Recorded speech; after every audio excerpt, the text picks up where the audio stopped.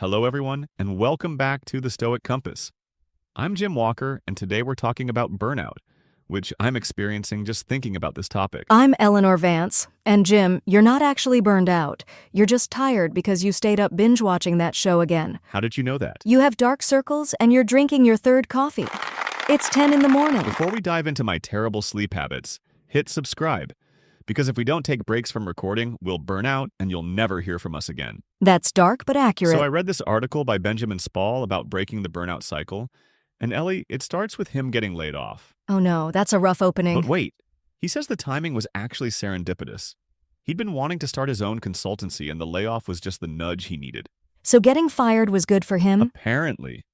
Though it happened 3 weeks before he was moving from New York to Philadelphia, which is terrible timing. I'm stressed just hearing about it. Moving is already a nightmare, and you're telling me he lost his job right before? Right?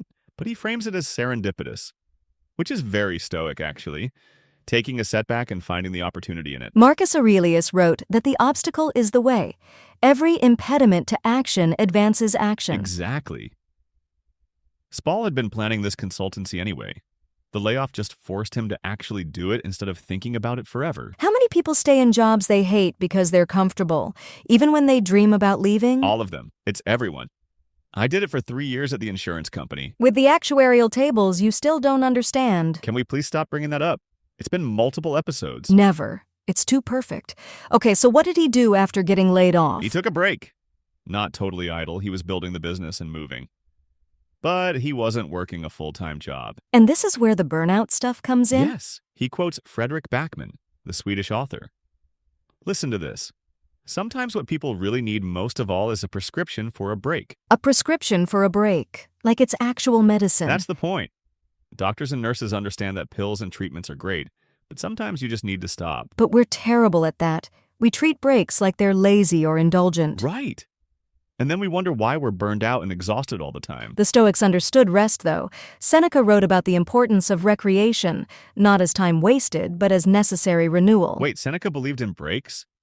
I thought Stoics were all about discipline and grinding. That's a misconception. Seneca said the mind must be given relaxation. It will rise improved and sharper after a good break. Okay, so Stoics invented self-care? Basically, they just didn't call it that. They called it wisdom. I love this.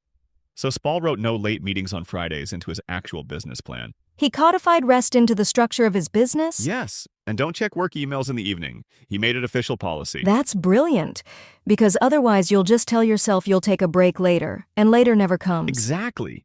He acknowledges he'll break these rules sometimes, but having them as goals gives him something to live up to. This is designing an error-proof system, like we talked about with disasters. Oh my God, you're right. He's building in redundancy for rest. If you don't schedule breaks, they don't happen. Especially when you work for yourself, there's always more to do. I feel that. I once worked 17 days straight because I kept saying I'd rest tomorrow. How'd that go? I got sick. Couldn't get out of bed sick. My body literally forced me to rest. That's what happens. Your body will make you rest one way or another. Better to schedule it than collapse. Spall talks about this. He quotes a book called Attention Span by Gloria Mark.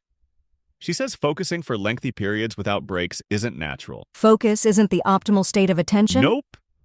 We need to balance periods of focus with other forms of attention that tax our resources less. So grinding for 8 hours straight is actually counterproductive. Completely. You need breaks throughout the day, not just at the end. How often? Mark doesn't give a specific number in this quote, but the idea is regular short breaks, not one long break at lunch. Like the Pomodoro technique?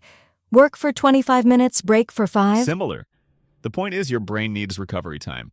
You can't just push through for hours. But we do, all the time. I worked through lunch yesterday. Same. And then I wondered why I couldn't focus at 3 p.m. and needed my third coffee. Which is what you're drinking right now. Can you stop reading me like this? It's unsettling. I'm just applying Stoic observation skills. Okay, so the physical health part is even scarier. Spall quotes a book called Spark about exercise in the brain. What do they say? If we never get a break, the recovery process never gets started. Your body fails to shut off the flow of stress hormones. So you're just constantly flooded with cortisol and adrenaline? Exactly. And that's how you get sick. That's how you burn out. That's how your body forces you to rest because you wouldn't do it voluntarily. Like what happened to you after 17 days of work. Yes. My body literally said we're done here and shut down for 3 days. The Stoics talked about this too. They believed in living according to nature, which includes natural cycles of work and rest. You can't fight nature forever. Eventually it wins. Right. And Spall says we know this in our bones, yet we push ourselves to do more than we reasonably can. He gives a perfect example. He started drafting his newsletter on Wednesday, knowing he'd have to work through his wind-down time to finish it by Thursday. But he'd been gone from his readers' inboxes for 10 weeks already. Exactly. So he asked himself, does it really matter if I post this Thursday or Friday? And the answer was no. So he gave himself permission to rest and finished it the next day instead. Yes. And that's the whole point. Sometimes you do need to push through, but you should choose your battles. The dichotomy of control again. You can't control that the newsletter needs to get written, but you can control when and how you write it. And whether you sacrifice your sleep and evening routine to do it. Which brings us back to your binge-watching problem. Can we not? You stayed up until 2 a.m. watching TV, then wondered why you're exhausted. That's not rest.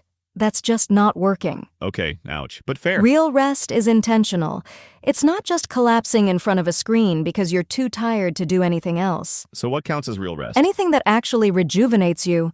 Sleep, obviously. Walking, reading, hanging out with people you like without talking about work. Meditation? Yes, Marcus Aurelius practiced what he called retreating into himself, taking time to just sit and think. But we're scared of that now.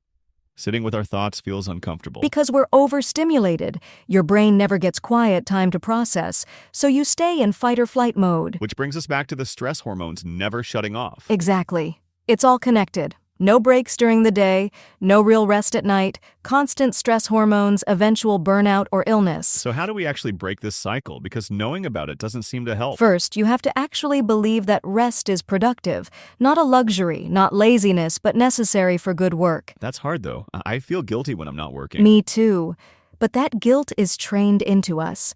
The Stoics didn't have that guilt because they understood balance. Seneca was one of the richest men in Rome, and he still took breaks. Right. Second step is schedule the breaks. Like Spall did, make them non-negotiable appointments with yourself. What does that look like practically? Block time on your calendar for lunch. Actual lunch away from your desk. Schedule a walk at 3 p.m. Put your phone on Do Not Disturb after 8 p.m. And treat those blocks as seriously as you'd treat a meeting with your boss. Exactly. You wouldn't skip a client meeting. Don't skip your rest meeting. Third step? Pay attention to your body's signals. If you're exhausted, that's information. Don't override it with caffeine and willpower. I feel very called out right now with my third coffee. You should. Your body is telling you it needs rest, and you're telling it to keep going with stimulants. But I have so much to do. And you'll do it worse while exhausted. The Stoics believed in working with your nature, not against it. So if I'm tired, I should rest instead of fighting it? Yes. Take a 20-minute nap. Go for a walk. Do something that doesn't require peak cognitive function. Then come back to hard work. Fourth step? Cut yourself some slack. Spall says, choose your battles within yourself. Not everything is urgent, even though it feels urgent. He could have pushed through and finished the newsletter Wednesday night, but he asked if it really mattered. Right. And most of the time, it doesn't matter as much as we think. We create false urgency. That email can wait until tomorrow. That project deadline is flexible.